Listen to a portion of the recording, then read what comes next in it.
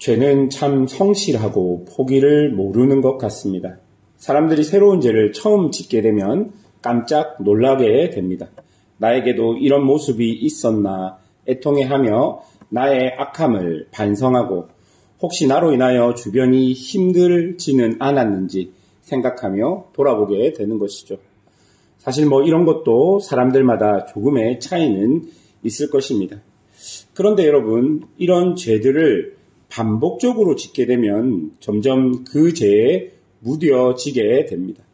그리고 스스로를 정당화시키게 되는 것이죠. 그리고 자신의 죄의 결과들을 인정하지 않고 다른 사람들 탓을 하게 되는 것입니다. 그런데 여러분, 아직까지는 양심이 완전히 죽지 않은 것이죠. 그래서 그것이 부끄럽고 죄인지는 알고 있는 상태입니다. 그런데 또 그런 죄가 계속해서 반복적으로 그 속에서 거하게 되면 이제는 그 죄가 죄인지 죄가 아닌지 구분하지 못하게 되는 실정에 이르게 됩니다. 그러니 아무렇지도 않게 죄를 짓고 오히려 그것을 지적하는 사람들을 비난하며 전혀 다른 세상의 사람처럼 행동하게 되는 것이죠. 여러분, 오늘 본문 말씀을 보십시오. 17절, 2장 17절을 여러분 보십시오. 제가 세번역 성경으로 읽어드리겠습니다. 너희는 말로 나 주를 괴롭혔다. 그런데도 너희는 우리가 어떻게 주님을 괴롭게 해드렸습니까? 하고 묻는다.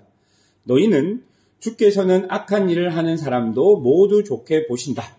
주께서 오히려 그런 사람들을 더 사랑하신다 하고 말하고 또 공의롭게 재판하시는 하나님이 어디 계시는가 하고 말한다. 여러분이 2장 17절에 이 구절을 읽으면 참 기가 막힐 노릇입니다.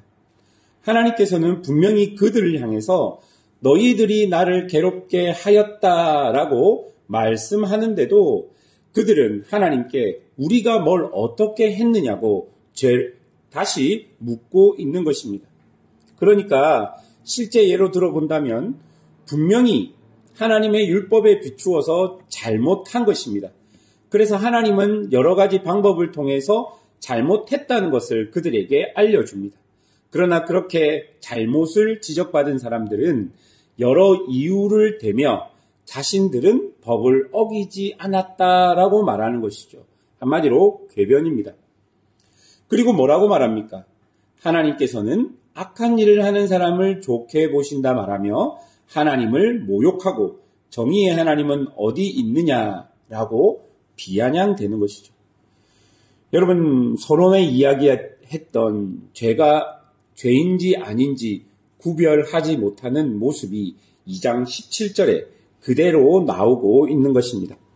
여러분, 바로 이런 모습이 죄 안에 깊숙이 잠겨있는 인간의 본질적인 모습일 것입니다. 그래서 하나님은 3장 1절에서 너희가 구하는 바 주가 갑자기 그의 성전에 임하시리니 곧 너희가 사모하는 바 언약의 사자가 임할 것이라 라고 말씀하십니다.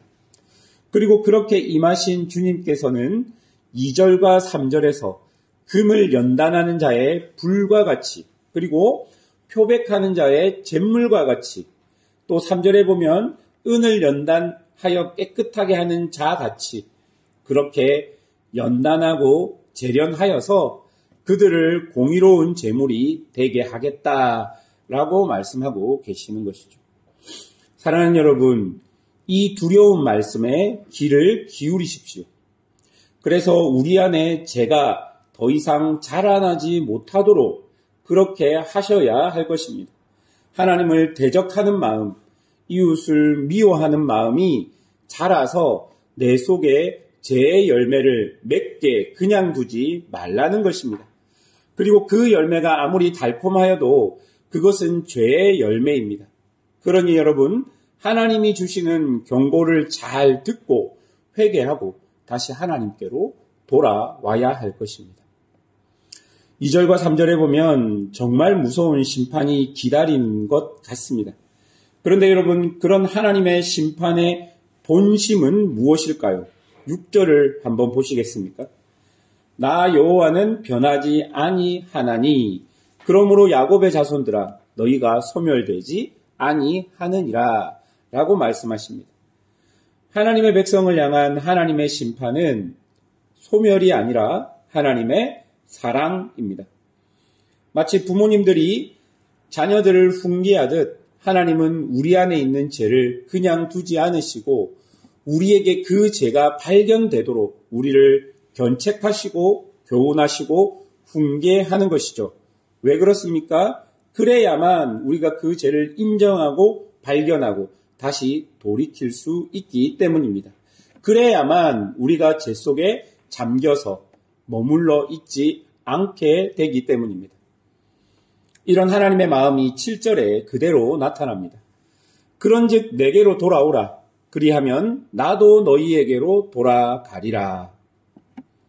여러분, 하나님의 사랑과 진심이 이 구절 안에 담겨 있는 것이죠. 그런데 여러분, 이 7절을 끝까지 읽어보면 아주 어처구니 없는 일이 벌어집니다. 이렇게 하나님의 사랑과 진심에 이스라엘의 답변이 무엇일까요? 7절 하반절입니다. 너희가 이르기를 우리가 어떻게 하여야 돌아가리이까 하는도다.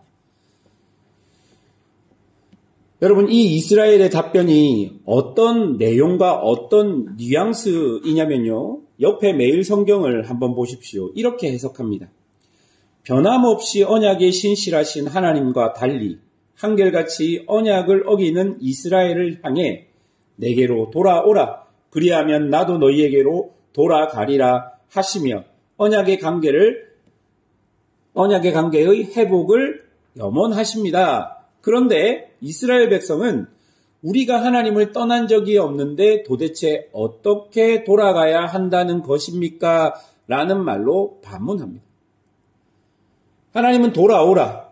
너희가 돌아오면 나도 너희에게 돌아가리라. 사랑과 진심으로 그렇게 말했는데 이스라엘 사람들은 전혀 그 말을 이해도 하지 못하겠듯이 하나님, 우리가 어떻게 돌아가야 합니까? 우리는 하나님을 떠난 적이 없습니다. 라고 이야기하는 것이죠. 하나님의 진실함과 신실함에 이스라엘은 의아해하며 우리는 하나님이 떠난 적이 없다. 하나님의 법을 어긴 적이 없다 말합니다. 우리는 여전히 성전에서 예배를 드렸습니다. 우리는 여전히 제물을 드렸습니다. 라고 말하고 있는 것이죠.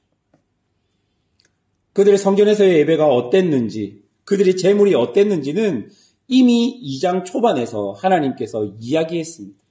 눈먼 것을 가져고 왔고 그 성전도 형식만 남아있는 예배였던 것이죠. 그래서 하나님은 그런 그들을 향해 한 번 더 정확하게 그들이 어떻게 하나님을 떠났는지를 말해주고 있습니다. 8절을 보십시오. 8절에 하나님의 것을 도둑질했는데 도둑질하지 않았다라고 백성들이 이야기하는 모습을 보십시오. 하나님은 분명히 당신의 것을 도둑질했다라고 이야기합니다. 그리고 그것이 구체적으로 무엇인지, 무엇을 도둑질했는지 알려줍니다. 그게 11조와 봉헌물이라고 하나님이 말씀하십니다. 여러분, 백성들이 11조를 정상적으로 드리지 않고 제물을 정상적으로 드리지 않았습니다. 여러분, 그 시대는 성전을 중심으로 그 민족이 이루어져 있는 시대입니다.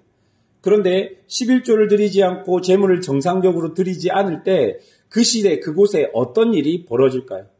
성전을 맡고 있는 제사장들이 다른 일을 해야 되고요. 그리고 11조의 역할 중에 하나인 그 시대 사회적인 약자들을 구제하지 못하게 되는 것이죠. 그러니 그 사회 안에는 약자들이 마음 놓고 밥도 먹을 수 없는 그런 상황에 빠지게 되는 것입니다.